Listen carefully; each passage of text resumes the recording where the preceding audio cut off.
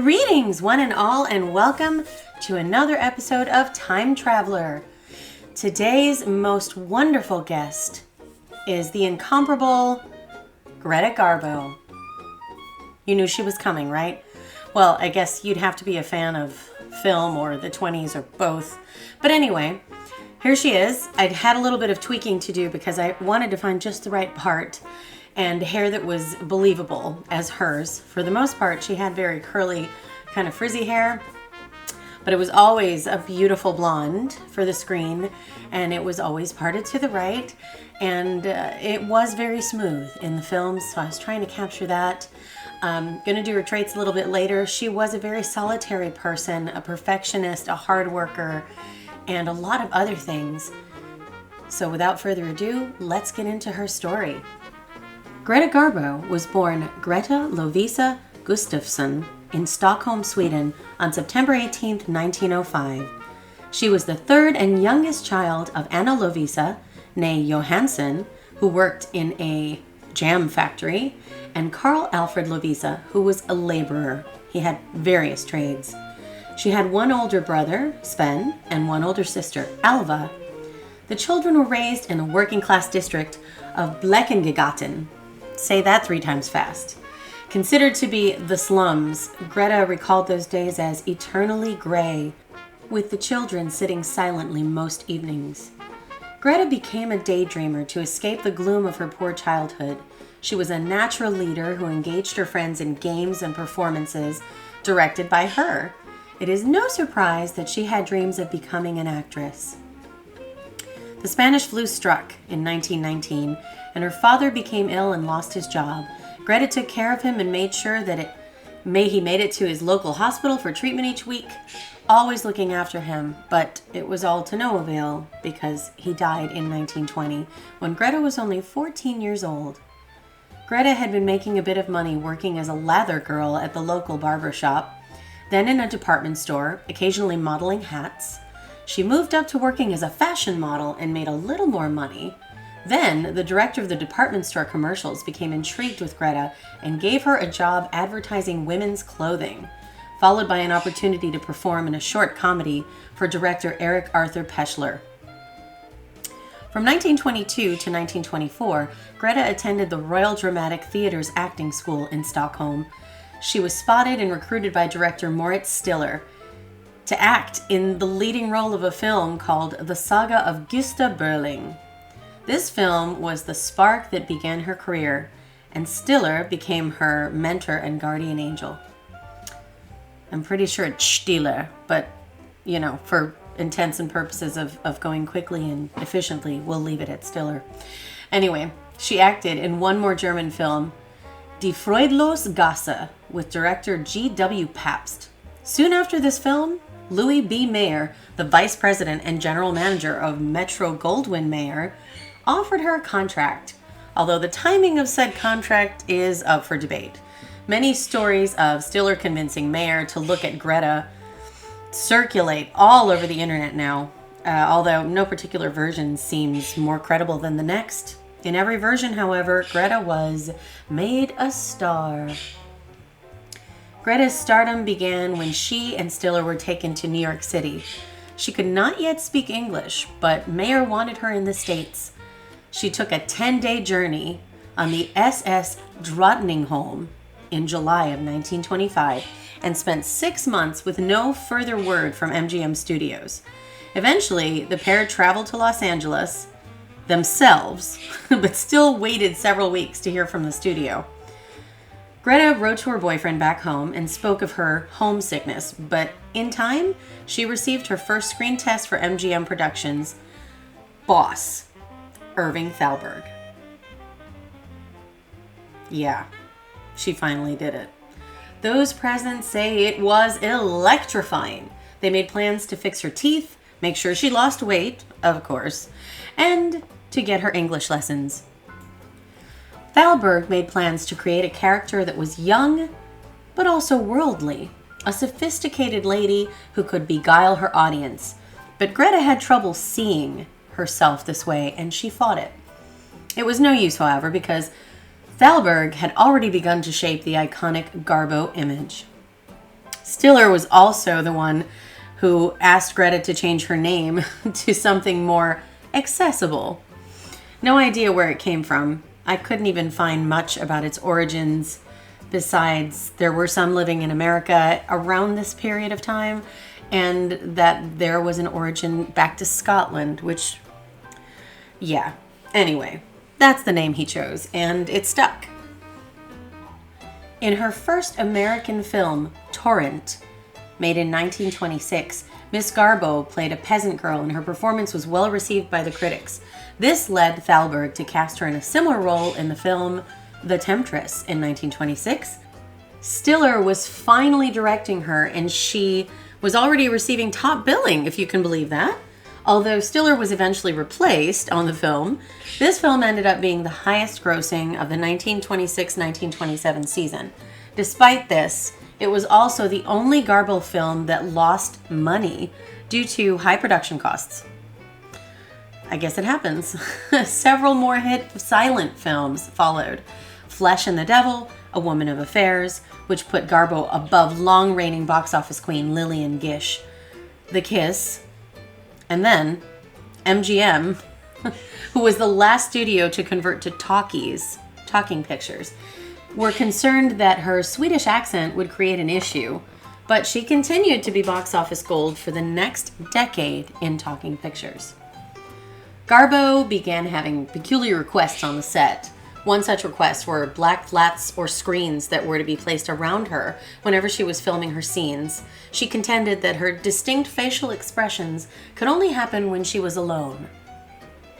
She made Anna Christie, and 16 minutes into the film, she uttered her first line, "Gimme a whiskey, ginger ale on the side, and don't be stingy, baby."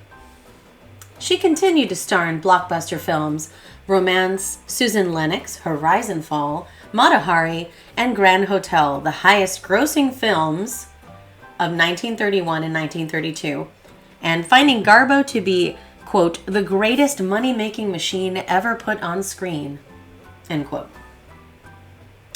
Then, Joan of Arc, and As You Desire Me. After these films, her contract expired and she returned to Sweden. Surprising, right?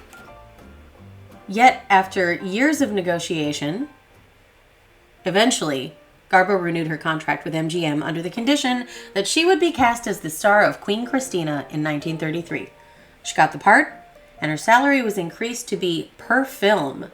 The film was advertised as Garbo's Return, and it was a tremendous production. Although it was appreciated, it did not do as well as Sweethearts, Jean Harlow and Clark Gable during the Great Depression years. They wanted more of a homegrown film.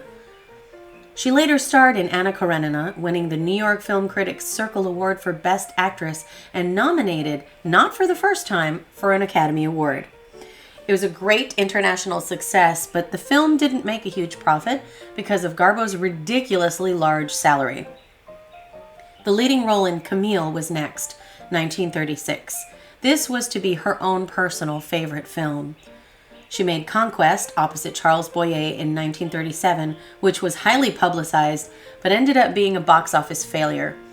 Garbo's supporters felt she needed a change of pace and later cast her in Two-Faced Woman, 1941. It was a romantic comedy which was supposed to change her image to be more modern and chic, making her sing and dance, and although the studio made some money from it, it was a critical failure. Garbo was later quoted to say that this film was her grave. It ended up being her final film appearance. She was humiliated by the criticism she received, and at age 36, after 28 feature films across a 16-year career, Greta Garbo retired. It was not to succeed in Europe either, due to the war and other factors, and she was very defeated by this. She made one final attempt to act, signing a contract in 1948 with the producer of Queen Christina. Although much preparation was done, the film was never completed. Some of the footage of the screen tests was found in 1990, and film historians added it to a documentary about the beloved star, of which there have been many, I might add. Finally, in 1949, she was offered another role as Norma Desmond in Sunset Boulevard, She turned it down and said that she wanted her privacy and her life at home. She was afraid she had aged and would not be received well. More offers came and went. Garbo refused to speak to anyone about her real reasons for turning down all of the offers, but she later told her biographer that she wanted a different life, that she had made herself go into the studio on many occasions and did not like the work that she was producing. She rarely gave interviews and preferred to have a life with her friends, basically, or better yet, alone. She has often been quoted, incorrectly, as saying, "I want to be alone." But what she actually said was, "I just want to be alone." A simple request. In her retirement, Garbo was solitary, nearly reclusive, and spent time doing nothing in particular. She liked to say that she was drifting, staying out of the eye of the public, and eventually becoming a collector of art, some obscure names and others that were worth millions at the time of her death, including Renoir. She became a citizen of the United States on February 9th, 1951, and moved to a 7-room apartment at 450 East 52nd Street in glorious Manhattan. She lived there for the rest of her life. Garbo was invited to be a dinner guest at the White House on November 13th, 1963, and said it was a magical evening. President Kennedy was assassinated just 9 days later. Garbo never married. She had no children, and she lived alone for her entire adult life. She had her share of romances, and there was much speculation, but she was a private person for the most part. She instead had a handful of very strong, long-term friendships, some lasting 30 years or more. Greta Garbo had a relatively peaceful life in New York, and then came the cancer. She was treated for it in 1984, eventually receiving dialysis several times a week. A local newspaper printed a candid photo of Garbo being assisted and walking with a cane into the hospital. She died on April 15, 1990, at age 84. She was in the hospital at that time and had succumbed to pneumonia and renal failure. She also had periodontal and gastrointestinal illnesses. She was cremated, and her ashes were interred in 1999 in Skogskirkogården Cemetery near Stockholm, where she was born. And guys, that's it. There obviously are many details in those in-between years that were personal. Probably some of it might be in her biography, but like I mentioned, she was a very private soul, and you've got to respect her for that. I do have some links, of course, in the description about her biography and other various interesting clips of her work. She really was a true talent. And I do have a couple of fun facts for you about Miss Garbo. She was a shrewd investor, and upon her demise, she left an estate of $32 million to her niece. That's nearly $63 million in today's economy. Her niece's name was Gray Ricefield. Lucky girl. Well, not losing her, you know what I mean. Anyway, and there's another fun fact, but I just want to say that she really is, she's an eternal screen icon and a quiet woman, and I do respect her for that. The fact that she could be such an open, talented, dramatic soul on screen and be just such a very simple person off screen is lovely to me.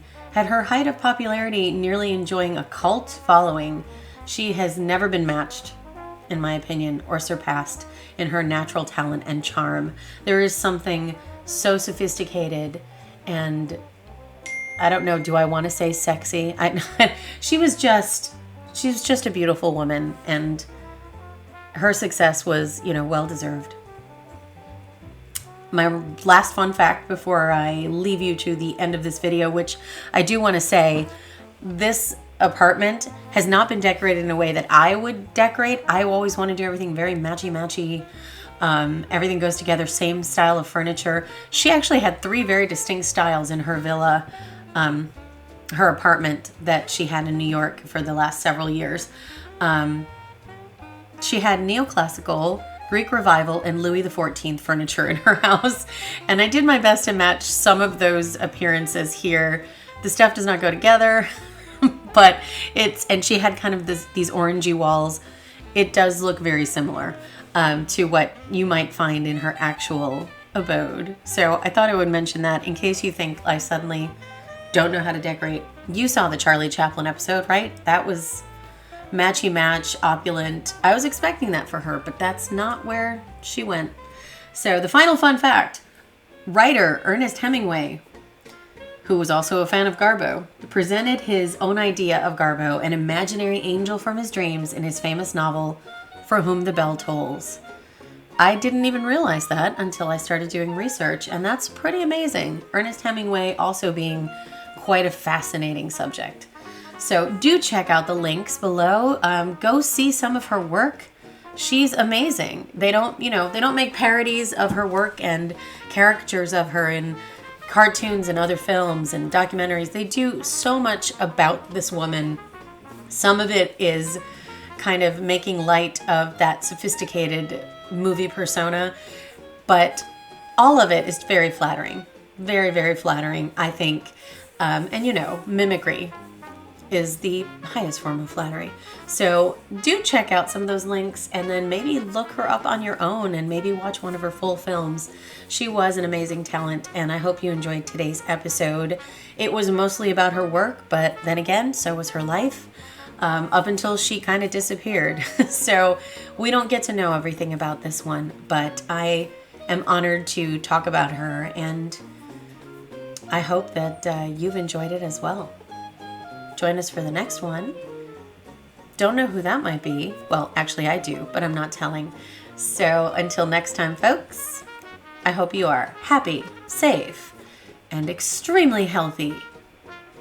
And I hope you have a beautiful day.